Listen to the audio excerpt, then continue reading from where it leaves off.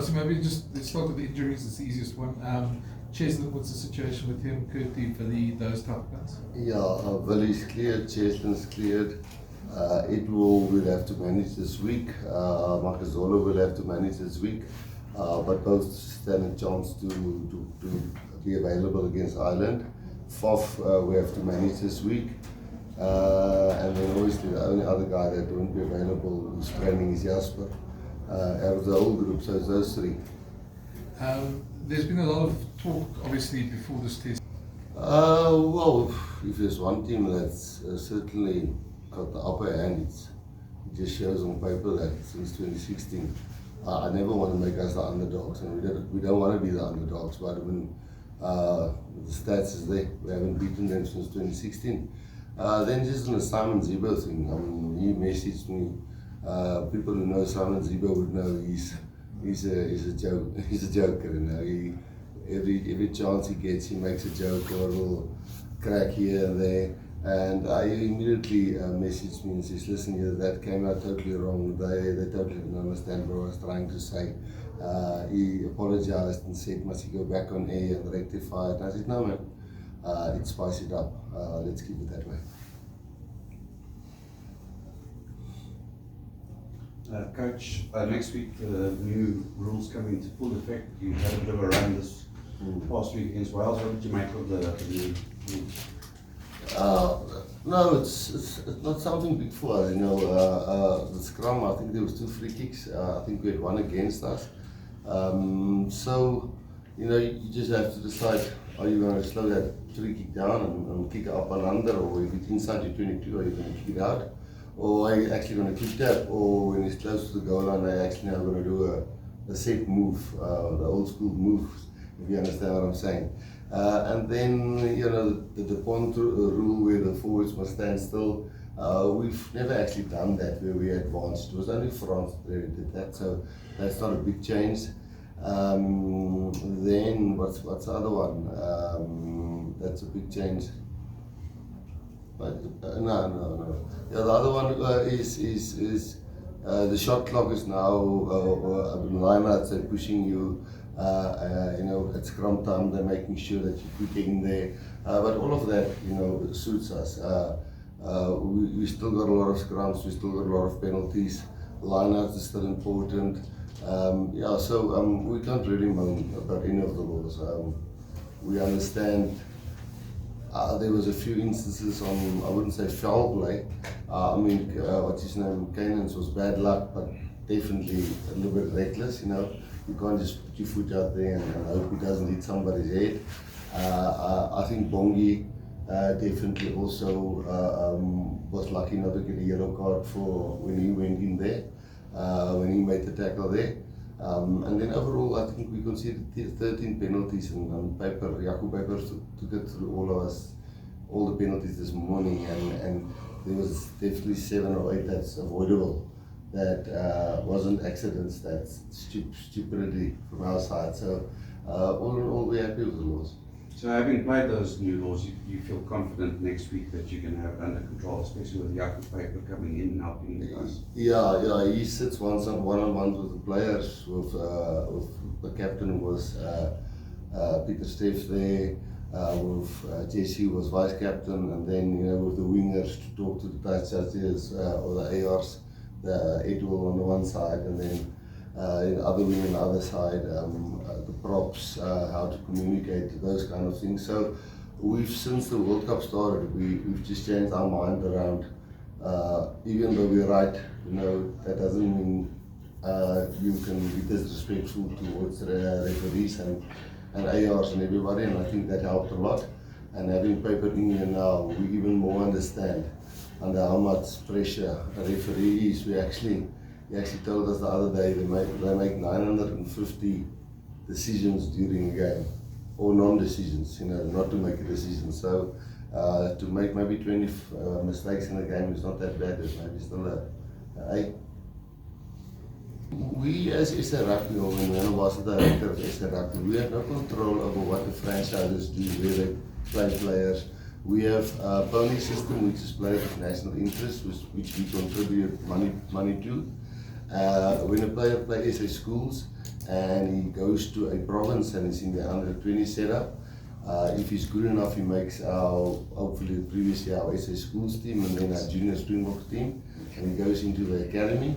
And then, you know, we even for a young guy, we give a pony contribution. Sometimes just 100,000 or 60,000 or 150,000, and then you get the big rollers, the guys who win World Cups, who starts for you, like who's playing in South Africa, that we contribute a few million towards their salary.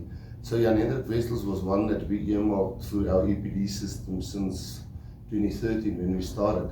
And he was always a loose head. He also played lock. He actually played loose head with Andre Venter at Grey. I think they're a year apart, but they packed next to one another. So, you know, we had Joseph Dweba now in the system for 4 weeks, 4 test weeks he was involved. And prior to the World Cup, he was involved in alignment camps and normal camps. We now had Andre Venter involved on a tour, on a match day, on a warm-up, on an alignment camp, on a training week, and in match week, and traveling. So we now know how that is. He's got that experience. Grobis is obviously one of the standout hookers. I don't think anybody can argue that the Bulls went the deepest in the competition, and their lineouts was definitely good. I don't know if it's Andries or maybe the liner caller, but Grobis has definitely improved a hell of a lot, and is a straightforward third choice at this stage for us. But then the nice thing now about Jan Hendrik is he's covering for you 1 and 2, which makes the selection, if we go to 2027, it's not to say that Andre Venter can't grab that number 2 jersey. It's not to say that Pongi is definitely still going to make the next World Cup. It's not to say that Malcolm's knee won't back up again. So what we're trying to do is expose guys to our Springbok environment as much as possible. Now, if you think about it, it's actually just 2 weeks that Jan Hendrik Wessels is with us and will be with us. And then maybe he might play against Portugal. Now, Andre Venter was with us 2 weeks. And Nieu was with us 2 weeks. Tux was with us 2 weeks. When we go to Durban, we're just going to pull him in. Sometimes during this week here, we might just draft a player like Horn in and come and train with us here. So, of course, they're local. It doesn't cost a lot of money. So, the group is 39, but the group is actually 46 because we are preparing not just for Ireland, we are also preparing for Portugal. Rassie, I think you picked, I think, in total 54 or 50 players in the squad yesterday, in the standby squad. Yeah. And yet still on social media there's some discussions about who didn't make it and who was unlucky. Is this probably the healthiest that Springbok rugby's been in terms of depth since you've been around? Well, I must say, I love it when the people get into it and have their opinions. You know, it shows that they watch rugby and they follow rugby and they know that they know the game, and sometimes they make you think. Of course, when you look at 4 hookers, it looks stupid, but he's not just a hooker; he's a loose head also, and we're going to use him at loose head and as hooker. You know, and that unfortunately for a guy like Tux Ntutuku, who played for us and he played really well, he's going to miss this week and next week, but then the week when we play in Durban, he's going to train again with us there. Not to say he's going to play in a test match, and then the next week is the Portugal test match. So I fully understand if people who's not part of our setup, it looks, sometimes things look a little bit weird. Again, it looks like 4 scrum offs, but Faf does have a niggle. So we actually have 3 scrum offs there, just to cover Faf. You know, there's guys that we've put time and effort into our EPD systems, not just financially, but IP-wise, during the under-20s by Bafana and by Louis Kunda, performance manager.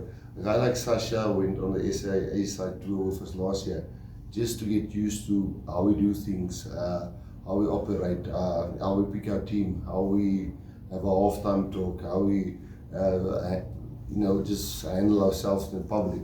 And that experience for him was just wonderful. When he went on Saturday, you could clearly see that a guy like Jordan, Jordan was doing so many great things, but then he would just slip when he ran through a gap. Kicked one ball unfortunately out in the full, missed one kick for poles. But overall, he had a hell of a good defensive game. But then Sasha, who was in our system, was used to us. He just settled in. So sometimes I can understand that people are upset about Elrich.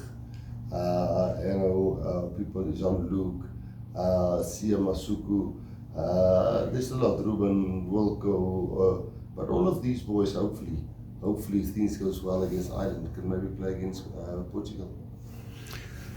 Rassie, hi Rassie. You've made mention of Wilco, and Wilco's been on your radio, Wilco Low, on your radio for some time. Does he remain there? Yeah, he's on the standby list. You see, the thing here is you've got Frans Malherbe and Vincent Kool, who've delivered consistently. And then you've got Trevor Nyakane, who played in the World Cup final when Vincent was out, and who's back here. We'll look at Trevor now. It's not to say that Trevor can't, or any of these players can't fall out of the system if we pick up that some of them are not fit enough. I'm not talking about Trevor specifically, but some of the French players and some of the guys who came from Ireland and some of the guys who come from a Premiership. This is a group. The 23 is not been picked yet. So we can always swap somebody if somebody had a niggle or he doesn't really do well. That's why I didn't answer your previous question. I do think our depth is healthy. Last year we had one fly-off, at the World Cup final. Now there's 5 guys that we probably can put there. So yes, Wilco's in the mix. He's on our radar. Our motto is, we fly in a V formation and we rotate. It's not always the same bird who flies in front, He gets all the drag, so it's not always see how flies in front. Sometimes it's too stiff. Sometimes you must just fall in the back and honk and encourage, and sometimes you have to lead. So if a player, steps out of that V formation, he feels the drag. And if he doesn't fall back into line and understand what we're trying to do is, normally we have a chat to him, explain it to him, give him a chance to think about it, rectify his attitude and make sure it's healthy competition. We don't want him to give up his position, we want him to fight for his position. So it's I would say it's a healthy competition, and those guys who doesn't see it as a healthy competition, we just work out. We give them a chance, we explain it to them. And if they see it all the time, unfortunately, then there's no place for that in the Springbok team. Rassie, talking about... We measured 98 players, and we call it a roadmap on each player. So Augustus was measured, but he's competing with Evan Roos, Kwagga Smith, Jasper Wiese, and then you can still move Jean-Luc de Pre there. And there were some games in the latter stages which he didn't even start. It's difficult. It's in the Japanese players, they play a fast running game. Their numbers is high on the GPS stats and so on. But yes, it's difficult to track. But once we are here where we now, and we've got all the players with us here, it starts calming down. Because Andre was with us, but he can't play. Jasper is still with us, and he still can't play. The Bulls players weren't available, but now they can train, and they must learn a few things very, very quickly because they missed 2 weeks of training. And the week before that, the Stormers missed a week of training before they fell out. And it almost looked like the Lions also went through at one stage. So it was really a juggling act. But now it's all settled. We know who's injured. We know a guy like Canan Moody will be ready for the Irish second test. There's not a lot of guys. Stephen Kitchell, John Klein, Leroy, Cameron, Jordan, Henku, and Damien will be out for Irish series. But Canan might access in that second game. Rassie, Yeah, current form is also, I don't want to sound wise or say I know all answers. I'm just saying current form is when you play against a team and you play brilliant, you must also take into account who is that team that you are playing against. So teams that play in the European Cup play against much better opposition than teams that play in the Challenge Cup. It's just a fact. People must just understand that. It's that the level of those two competitions are massive. So for a team to win the Challenge Cup is fantastic for the Sharks. I mean, because they struggled in the URC, and it actually shows for a team that lost 7 games on the trot, 8, and then you go and win the Challenge Cup. It just shows you how far the URC is behind the European Cup, if we can call it that way. So the small things we track is your work rate, is your tackle efficiency, is your clean-out technique, is your passing skills. People look at stats that's easy, and I'm not saying it's wrong, but they look at stats as how many kicks are over, how many tries were scored, how many meters were made. But that is that's the result of other hard work, of fundamentals, of cleaning out the breakdown, of scrumming well, of knowing your calls as a fly-off. And talking about the EPD system, guys who's gone through that, and I guess you're referring to a guy like Siya Kolisi, I guess that's what you're referring to. Jordan is one of the players who didn't always was fully in the EPD system, and you could just see him struggle, but he was part of the EPD system at stages. But you could see Sasha just slotting in because the under-20s had the same game plan. So Siya is definitely not too old. He's 27, 28. When the World Cup's there, he's 32. That's 26 or 38 in the World Cup, so you can play another 2. But we must give him more time to settle, more time to get used to the Springbok way of doing things. Again, when we're in Durban, we'll get him into the mix there, having trained with us and hopefully throw a few flyers into the Portugal test match. Last English question over there, and then Afrikaans guys, please. Siya will be captain, and Siya will play 6 flank, and Siya is fit, and Siya has got no injury, and Siya is not fat, and Siya is not transparent.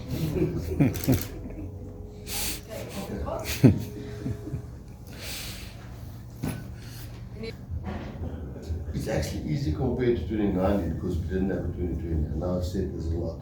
But we suddenly have 13 test matches which we can juggle. And we had to in 2021 and 2022, we at some stages had to play a Wales team and then put a totally different team to play against Wales. At Argentina we played a away team. So suddenly now we can filter players slowly into the oven and see if they can come out right on the other side. I will never forget, I played with a few players. I remember Gaffie de Tooi was one player that he just got thrown in there in New Zealand and his career was over. So we really lost 2020 and we couldn't build a hell of a lot, but we now have 2024 where we have games like the Wales game where we could drive 4 players. Now we've got this series where we've got 4 new players also. Then suddenly there's 8 new ones. And then you've got the Portugal test match. Then you might try 4 or 5 players again. All of a sudden you've had 50 new players who's caps already. And then obviously Ireland's massive. It's the biggest competition for us this year. But then after that it's the Rugby Championship. And there you will actually pick the players that really did well when they got the new players who got their chances when they played against Wales, when they played against Portugal, and when they played against Ireland. So it's a not much easier system to have than the previous World Cup cycle. Okay, last question, guys, and we're bringing in. Both Tony and Jerry. Jerry conceded 1 try. It was their line out. We won the ball and then they bounced into their hands. They could have scored 2 other tries, 1 individual, fantastic defensive works there. And yeah, a few times we were on our try line. They really played territorially well. But then I thought Tony's feel for the game and his understanding, not that Felix was awesome, one of the best coaches I've worked with, but Tony definitely brings a little bit of a more naturalness, if I can call it that way, to our attacking game with certain principles. And then, so he scored 5 tries, which is great for him. And then on Jerry's side, we only conceded 1, which is great for him. Yeah, and then Sasha came on and he kicked really well. I know Jordan missed one, so Tony helps the kickers out.